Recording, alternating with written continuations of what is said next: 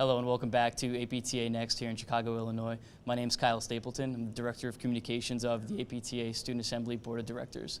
And we're joined by Eva Norman. She's the PT-PAC Chair. Eva, so thank you so much for joining us today. Yes, thanks for having me.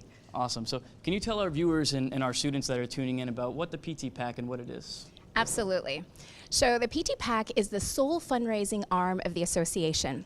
So it allows us to give access and influence to legislators who can actually help us move legislation that's important not only to our patients but our profession on a federal level. And it's really, so in other words, it's about soliciting dollars so that we can have access to members of Congress to be able to have those conversations, to educate them on the value of physical therapy, and then to be able so that they can understand how it perhaps directly impacts them, their families, and their constituents, hoping to get co-sponsorship so that'll lead to pass legislation and of course then advance the profession. And one thing that I think is really important to note that by federal law, our membership dues cannot go towards your contribution of the PT-PAC. So they're two separate organizations. So your dollars are very valuable, and we hope obviously you all consider donating. Absolutely. And can you elaborate a little bit for our viewers on the influence and outreach of the PT-PAC?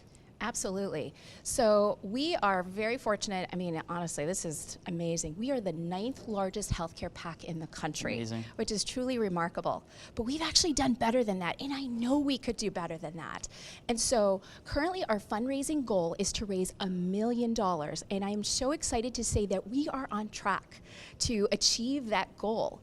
And imagine how much influence we could have if we were $1 million PAC. Imagine the millions of our patients across the country that we could help. So whether your contribution is large or small, it all can truly make a difference to the future of the profession. And a lot of questions I get asked by students is, why should students, back the PAC in quotes and yes, donate their time and money for the PT-PAC? Absolutely. So important. And a lot of times, students are like, I don't have any money and so forth, right. And totally get it, guys. And and that's why I was saying contribution large or small. It was really fun. This past CSM, there was like a group of students. They're like, will you take $1? I'm like, yes, we'll take $1. But you know what? Imagine, if every student gave $1. Like, how many are there of you guys? There's 33,000 members strong Student Assembly. Imagine if all 33,000 of you gave $1, right? Mm-hmm. That's $33,000 that could help the future and advancement of the profession. And there's student loan bail that's very important to many of you that could help with your loans, right? So, just think even $1 can go a long way. So you all can really help us make a difference. And as a matter of fact, just $20 you can become a PT-PAC Student Star. What that gets you is a nice lapel pin, not quite like this, but it says Student Star, and you get a T-shirt, you get a nice little ribbon, and of course bragging rights. So to tell to tell your students back at home and your classmates and so forth that you contributed to the future of the profession. Awesome. And what are some key priority issues that the PT-PAC is involved in on the Hill? Yes, very important question. Thanks for the question. So really any legislation that helps us that helps our patients have better access to our services, right? So currently we have so many barriers to our services. Like we have, we're working on prior authorization reform because right now, it's so unfortunate that sometimes people will have a delay in care because they're just waiting for that authorization to see us. So of course that can lead to complications and cost the government far more money.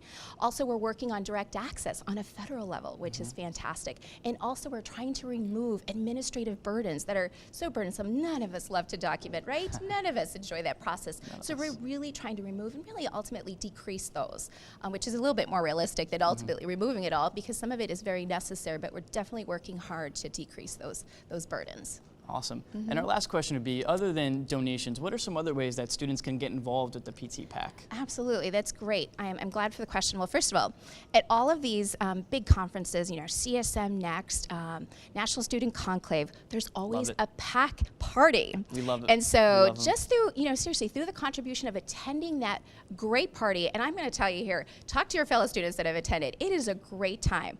We always have, and it's honestly usually the party of the week. So So even your contribution to attend that can make a world of difference. The other way I would think would be great is also attending a national advocacy dinner. Those are great ways to get the word out on the importance of the PAC and share that with students.